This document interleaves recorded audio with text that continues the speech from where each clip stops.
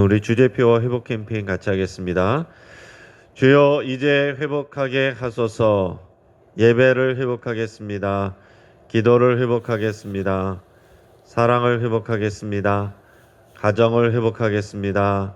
사명을 회복하겠습니다. 아멘. 에베소서 5장 1절, 2절 상반절까지 우리 세 번 같이 하겠습니다. 그러므로 사랑을 받는 자녀같이 너희는 하나님을 본받는 자가 되고 그리스도께서 너희를 사랑하신 것 같이 너희도 사랑 가운데서 행하라. 그러므로 사랑을 받는 자녀같이 너희는 하나님을 본받는 자가 되고 그리스도께서 너희를 사랑하신 것 같이 너희도 사랑 가운데서 행하라. 그러므로 사랑을 받는 자녀같이 너희는 하나님을 본받는 자가 되고 그리스도께서 너희를 사랑하신 것 같이 너희도 사랑 가운데서 행하라. 아멘. 하나님께서 오늘 우리에게 주신 말씀은 사사기 6장 1절에서 10절까지의 말씀입니다. 자, 오늘 본문을 통해서 듣는 것이 먼저다 라는 제목으로 오늘 말씀의 은혜를 같이 나누겠습니다. 그럼 어떤 분들은 큰 대학병원의 유명한 의사를 잘 안다라는 것을 자랑스럽게 여기는 분들이 있습니다. 그 의사와 잘 아는 이유는 그 의사에게 수술을 받았거나 또 치료를 오랫동안 받았기 때문에 그렇습니다. 하지만 병이 들어서 큰 병원 의사를 잘 알게 되는 것보다 평상시에 건강 수칙을 잘 지켜서 그런 의사를 안 만나도 되는 것이 그런 것이 더 유익입니다. 예방의학이라는 게 있죠. 예방의학이란 것은 어떤 질병에 걸리기 전에 그 질병의 발생 원인을 미리 규명해서 그 예방에 중점을 두고 연구하는 학문이 예방의학입니다. 사고가 나고 질병이 나서 수술을 하고 또 오랜 약물 치료를 하는 것보다 예방의학은 훨씬 에너지가 적게 듭니다. 1차적 예방은 미리 예방접종을 하거나 또 산업 근로자에게 안전장비를 제공하는 것, 이런 것이 1차적인 예방이라고 합니다. 또 2차적인 예방은 조기 진단을 하는 것, 또 병에 개입하는 것을 말하는데 상황이 악화되는 것을 막는 데 목적이 있다고 합니다. 3차적 예방은 이미 걸렸을 때 또 치료를 하면서 감시와 유지를 통해서 이제 질병의 후유증을 최소화하는 것을 말합니다.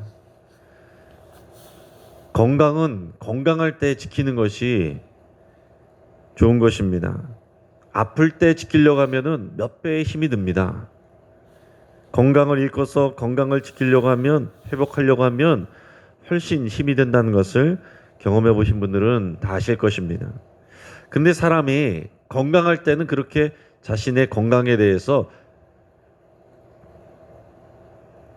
심각하게 생각하고 지키려고 하려는 마음을 또 그런 노력을 하기가 쉽지 않습니다. 그렇게 관심을 잘 갖지 않아요.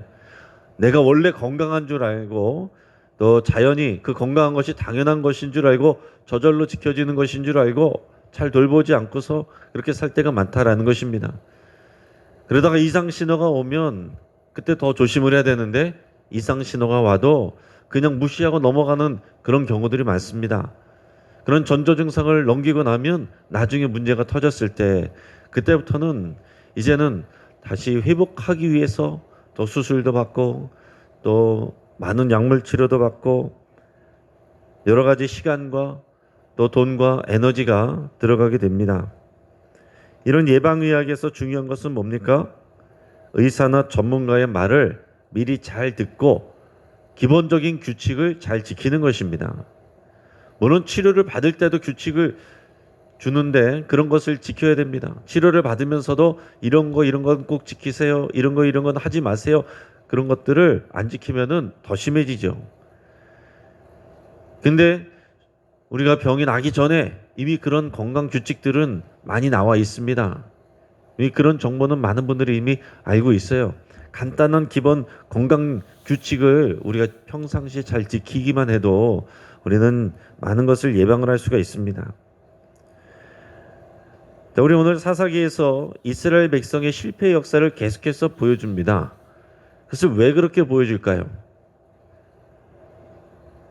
여러분, 반복되는 잘못과 선택을 방지하려고 하는 건 아니겠습니까? 이 실패의 역사를 우리가 반면교사 삼아서 우리가 다시 그런 일을 반복하지 않도록 예방하는 것이 중요하다라는 것입니다. 조상들의 실패를 거울 삼아서 하나님께 죄를 지지 않도록, 그 진노와 심판을 사지 않도록 우리가 신앙적으로 예방해야 된다라는 것입니다. 근데 이스라엘 백성들을 보면 어리석게도 자신들이 그 하나님께 받은 은혜와 복을 잃어버리고 그러고 나서야 하나님을 찾는 그런 우를 반복해서 범하고 있습니다. 여러분, 소 잃고 외양간 고치는 것보다 그 이전에 외양간을 튼튼하게 하는 것이 지혜로운 일입니다. 지금 우리가 사사기를 통해서 하나님의 말씀을 듣고 또 이스라엘 백성의 실패를 배우는 것은 예방의학처럼 이스라엘 백성의 잘못을 우리가 되풀이하지 않기 위해서입니다. 그러니까 오늘의 내용들이 수천 년 전에 먼 나라 남의 이야기가 아니라 오늘을 살아가는 저와 여러분들의 이야기가 되기를 바라고 축복합니다. 오늘 본문을 시작하면서도 또 새로운 사사시대의 일들이 이 사사기 시대의 사이클이 반복이 되고 있습니다. 우리 1절에서 7절까지 말씀을 우리가 같이 읽겠습니다. 이스라엘 자손이 또 여호와의 목전에 악을 행하였으므로 여호와께서 7년 동안 그들을 미디안의 손에 넘겨주시니 미디안의 손이 이스라엘을 이긴지라. 이스라엘 자손이 미디안으로 말미암아 산에서 웅덩이와 굴과 산성을 자기들을 위하여 만들었으며 이스라엘이 파종한 때면 미디안과 아말렉과 동방 사람들이 치러 올라와서 진을 치고 가사에 이르도록 토지 소산을 멸하여 이스라엘 가운데 먹을 것을 남겨두지 아니하며 양이나 소나 나귀도 남기지 아니하니 이는 그들이 그들의 짐승과 장막을 가지고 올라와 메뚜기 떼같이 많이 들어오니 그 사람과 낙타가 무수함이라. 그들이 그 땅에 들어와 멸하려 하니 이스라엘이 미디안으로 말미암아 궁핍함이 심한지라. 이에 이스라엘 자손이 여호와께 부르짖었더라. 이스라엘 자손이 미디안으로 말미암아 여호와께 부르짖었으므로. 아멘. 자, 지금 드보라와 바락의 승리를 통해서 이스라엘 백성들이 40년 동안 평안을 누렸다라고 그 앞에서 기록했습니다. 자, 40년이 지나고 나니까 이스라엘 백성은 이제 다시 하나님 앞에서 악을 행했습니다. 40년이 지났다라고 그랬으니까 여러분 이거 생각을 해보면 그들 중에는 여기 이제 새로 시작하는 본문에 나와 있는 이스라엘 백성들, 그 악을 행하는 이스라엘 백성들은 그 앞에 40년 전에 드보라와 바락 시절에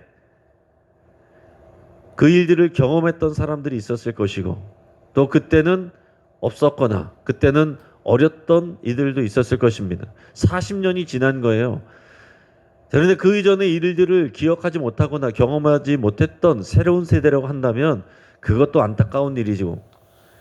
그런데 그때 그런 일들을 경험했는데 지금 또 그런 일들을 하고 있다고 한다면 그것도 정말 답답한 일입니다. 하나님이 보실 때 얼마나 참 안타깝겠습니까? 그 일을 그렇게 경험하고 나서 그렇게 어려움을 경험하고 나서 그들이 어렵게 하나님의 구원을 받았음에도 불구하고 그들이 이제 살만하니까 또 하나님 앞에서 악을 행했다라는 것입니다. 우상을 섬겼습니다.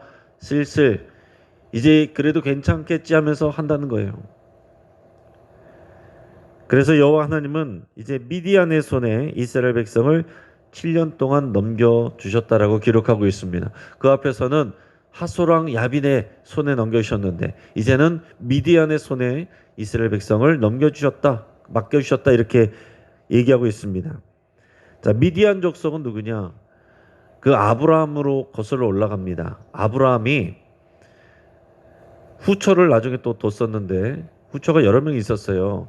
그두라라고 하는 후처가 또 있었는데 그 그두라라고 하는 후처에게서 난 네 번째 아들의 이름이 미디안입니다.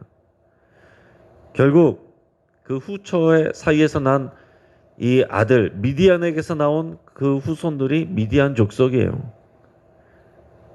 그러니까 결국 생각해 보면 이스라엘 백성하고 다 배다른 그런 형제들입니다. 멀리 보면. 근데 이 미디안 제사장 또 이드로가 있었죠.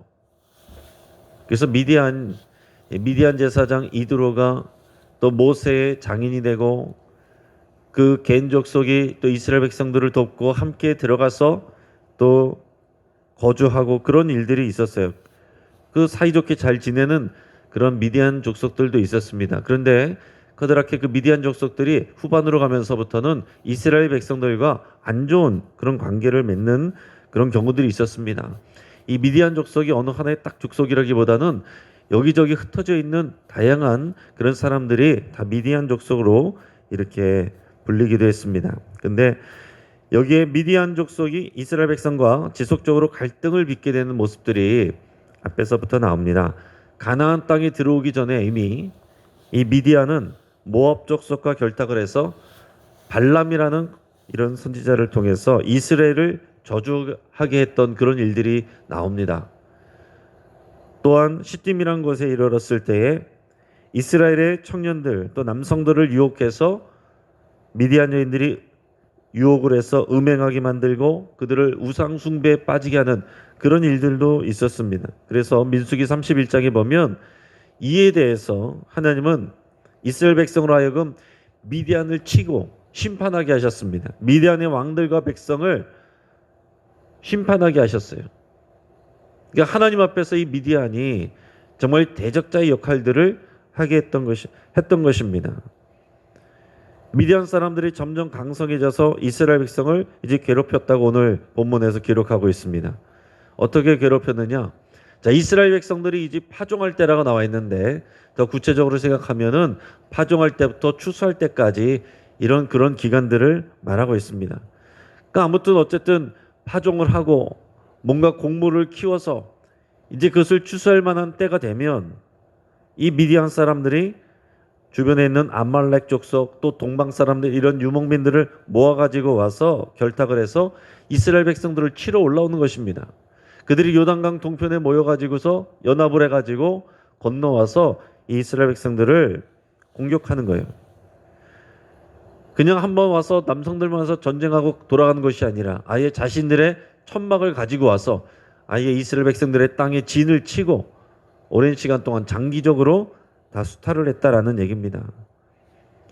자신들의 가축을 데리고 와서 이스라엘 백성들이 추수해야 되는 그런 곡식들을 다 먹게 만들고 또 그들이 갖고 있는 또 가축들도 다 뺏어가고 살만하면 다 가져와서 뺏어가는 이런 약탈을 일삼았다라는 얘기예요. 이런 그들의 숫자가 얼마나 많은지 메뚜기 떼와 같았다라고 오늘 기록하고 있습니다. 근데 요엘서에 보면 이스라엘 백성들이 하나님 앞에 우상 숭배하고 죄를 범했을 때 하나님이 또 심판을 하시는데 메뚜기 떼들을 보낸다 그런 표현들이 나오는 게 있습니다. 그러니까 여기서 이 메뚜기 떼들과 같이 이 사람들이 와서 그들의 모든 식량을 수탈하는 것, 이것은 한편으로는 미디안 사람들의 악행이고 범죄이기도 하지만은 이스라엘 백성들이 죄를 범하였기 때문에 하나님의 그 생명의 길을 언약의 길을 벗어났기 때문에 하나님께서 보내신 심판의 모습이다라는 것을 우리가 느낄 수 있다라는 얘기입니다. 미디안 백성들이 괴롭힐 때가 되면 이제 이스라엘 백성들은 자신의 장막에 거주할 수가 없으니까 이 사람들은 다 산속에 올라가서 숨어 삽니다. 웅덩이와 굴과 산성을 만들어서 거기서 비상식량을 먹으면서 그 시절을 어렵게 버티는 거예요. 6절에 보면 그 전까지만 해도 그래도 어떻게든 나름대로 버티다가 더 이상 버틸 수 없게 되니까 이스라엘 백성들이 하나님 앞에 여호와께 드디어 부르짖습니다. 6절에 보면 그들이 부르짖는데 그들의 범죄함으로 인해서 부르짖는 게 아니에요. 궁핍함 때문에 부르짖었다 그랬습니다. 그러니까 이스라엘 백성들이 지금 분명하게 자신들의 잘못을 깨닫고서 하나님 앞에 회개하는 것이 아니라 궁핍하니까 먹고 살기 힘들어지니까 그제서야 그것 때문에 자신들의 죄 때문이가 아니라 회개하면서 하나님께 부르짖는 것이 아니라 먹고 살기 힘드니까 하나님 앞에 부르짖어요. 하나님은 그럼에도 불구하고 그들을 돕기 시작하십니다.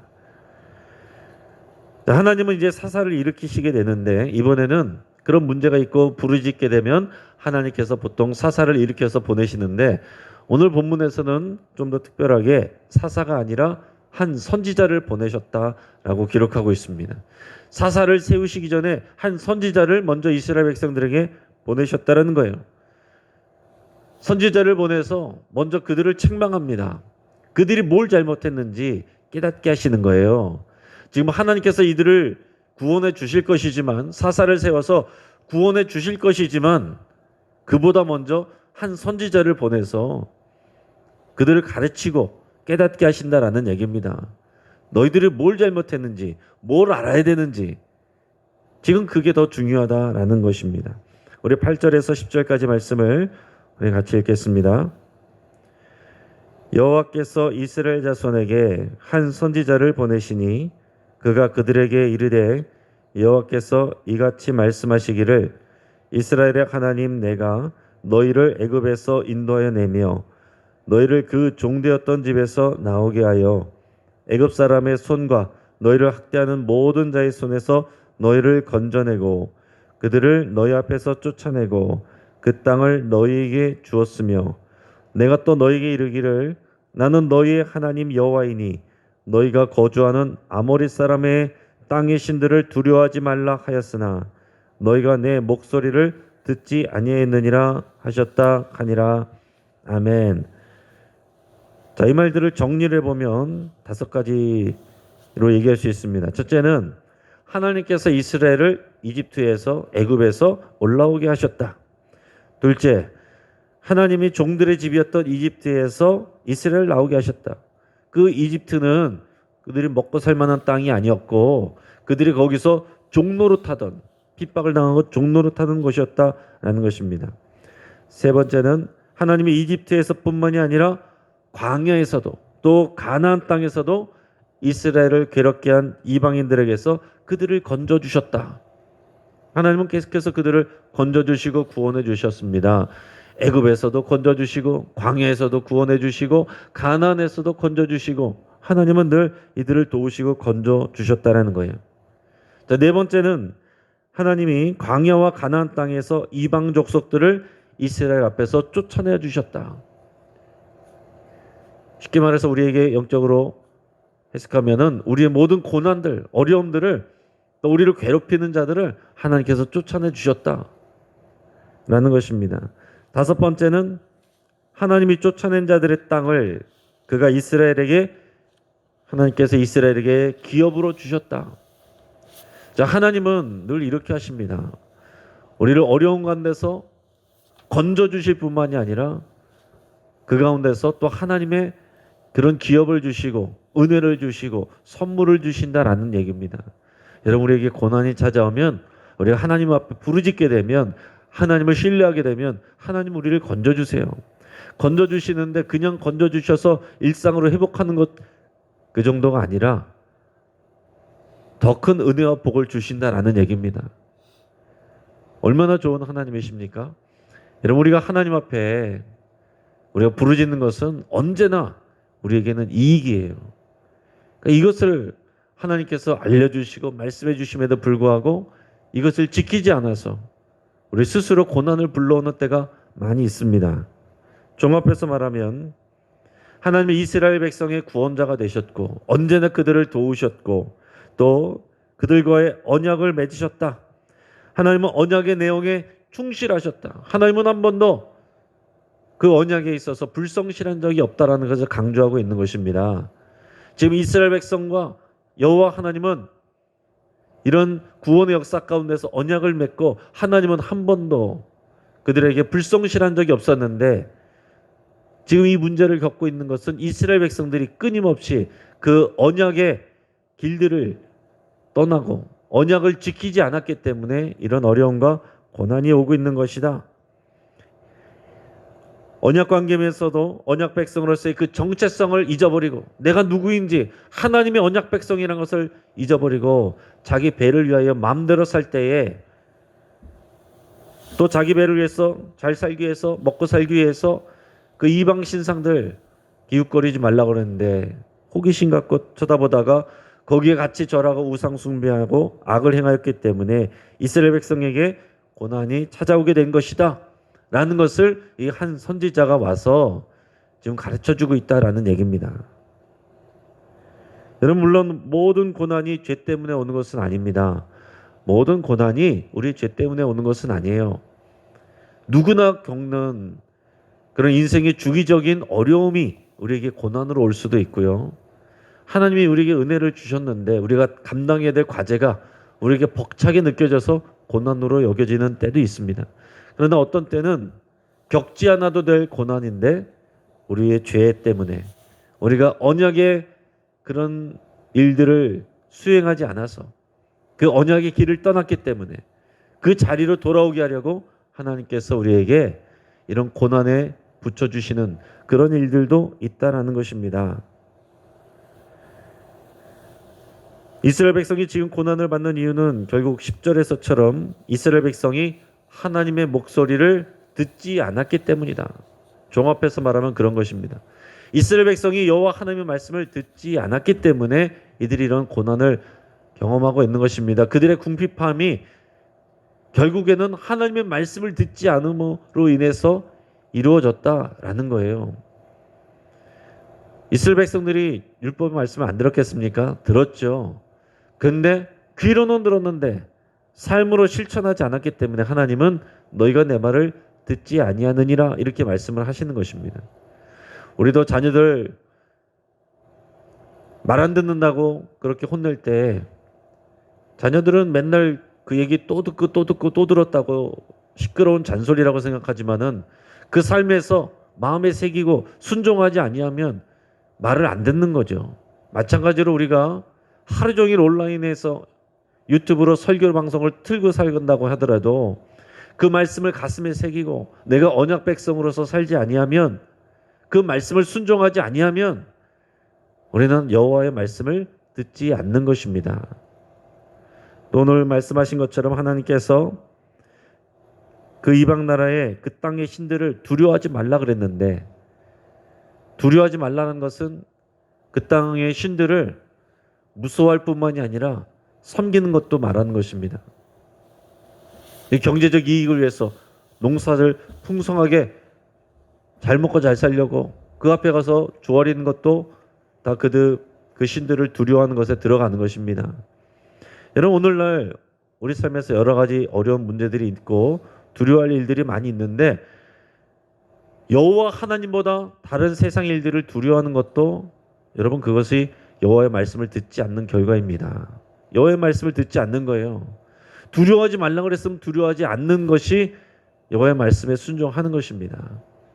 여러분, 이 코로나 상황도 우리가 주의해야 되지만 너무 두려워하는 것도 여호와의 말씀을 듣지 않는 것입니다. 하나님께서 우리의 보호자가 되신다고 했는데 여러분, 우리가 방역 수칙을 지키지 않아서 우리가 그런 어려움을 당한다면 우리의 잘못이지만 우리가 여러분 방역 수칙을 지키면서도 그 이상으로 두려워하는 것은 그것도 하나님의 말씀을 듣지 않는 것입니다. 또 여러 가지 세상의 일들이나 질병에 대한 일들이나 또 우리 진로에 대한 일들이나 여러분 우리가 필요 이상으로 두려워하는 것, 하나님보다 더 두려워하는 것, 다른 표현을 하면은 하나님보다 더 중요하게 여기는 것, 하나님보다 더 우선순위를 여기는 것, 그것이 다 여호와의 말씀을 듣지 않는 거다라는 것입니다. 여러분, 우리 삶 속에 여호와의 말씀을 듣지 않았기 때문에 당하지 않아도 될 고난들을 당하는 것들이 분명히 있을 수 있습니다. 오늘 이 말씀을 통해서 그런 것들을 잘 생각하시고 하나님 앞에서 해결할 수 있기를 바랍니다. 이제 말씀을 정리하겠습니다. 하나님은 우리가 언약 백성으로서 언약에 충실하게 살기를 원하십니다. 우리가 언약에 충실할 때 하나님은 우리에게 약속하신 은혜와 복을 달라고 하지 않아도 이미 약속에 들어있기 때문에 주신다라는 것입니다. 자, 이스라엘 백성은 괴로울 때 부르짖어 구원을 받았습니다. 또 평안해지고 살만하면 그러나 또 하나님을 잊어버리고 하나님 앞에 죄악 또 하나님 앞에 우상 숭배하는 것을 반복을 했습니다. 하나님의 이스라엘 백성이 미디안으로 인해서 부르짖을 때 사사를 보내서 구원을 하시기 전에 한 선지자를 보내서 그들의 반복되는 고난의 이유를 깨닫게 하셨어요. 오늘 우리에게도 이런 것이 필요한 것입니다. 지금 당장 이거 주십시오, 이거 주십시오라고 말하는 것도 중요하지만 그거보다 더 중요한 것은 우리가 당하지 않아도 될 것들을 미리 예방할 수 있는 것이 무엇인지, 우리가 하나님께서 주시려고 준비하고 계신데 받지 못하는 이유가 무엇인지 그런 것들을 깨닫는 것이 더 중요하다라는 얘기입니다.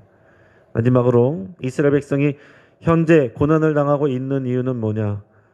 결국에는 하나님이 약속을 지키지 않아서가 아니라 이스라엘 백성이 그 언약을 지키지 않아서 그렇습니다. 이스라엘 백성이 약속을 지키지 않아서 그랬습니다. 결국 그 이유는, 그 약속을 지키지 않은 이유는 여호와의 말씀을 듣지 아니하였기 때문입니다. 오늘 지금 문제 해결보다 더 중요한 것은 하나님의 목소리를 듣는 것입니다. 순종하는 것입니다. 오늘 그 일을 이뤄내는 저와 여러분 되시기를 주의 이름으로 축복합니다. 말씀을 붙잡고 함께 기도하겠습니다. 우리 함께 기도할 때에 우리 하나님의 목소리를 우리가 듣기로, 하나님의 음성에 귀 기울이기로, 우리 귀로만 듣는 것이 아니라 우리 마음으로, 영으로 듣기로 여러분 결단할 수 있길 바랍니다. 주여 말씀하시옵소서. 제가 듣겠습니다. 종이 듣겠습니다. 여러분 그렇게 결단하시고 하나님 앞에 기도할 수 있길 바랍니다. 또 하나님의 말씀을 듣고서 잊어버리는 자가 되지 않고 순종하기로 결단할 수 있길 바랍니다. 우리가 몰라서 안 하는 것보다 알면서도 안 하는 것이 너무나도 많습니다. 여러분, 내가 겪는 고난을 통해서 내가 회개해야 될 일들이, 고쳐야 될 것들이 무엇인지, 오늘 내가 경험하는 여러 가지 일들은 결국 나의 말과 나의 행동과 나의 불신과 나의 또 불순종의 열매들이 많이 있습니다.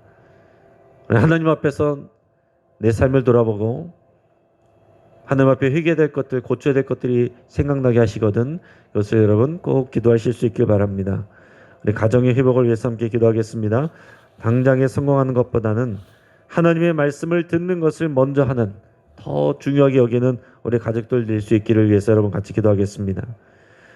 다니엘 기도회를 위해서 우리 기도하겠습니다. 오늘 금요심야 기도회는 다니엘 기도회로 우리 같이 하게 되는데 21일 동안 진행되는 이 기도회에 우리 많은 성도님들이 기도 제목 가지고 나와서 꼭 은혜 받는, 또 응답받는 그런 시간 될 수 있도록 위해서 같이 기도하겠습니다.